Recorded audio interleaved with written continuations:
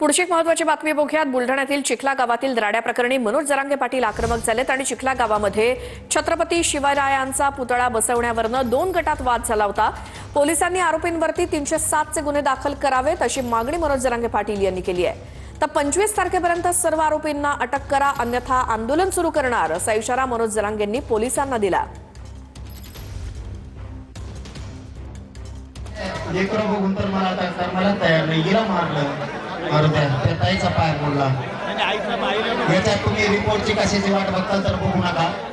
307 चे गुन्हे दाखल करून यांचा उद्देश वाईट कृत्य करण्याचा तिच्याविषयी होता। ह्या कलमा सगळ्या लावून घ्या।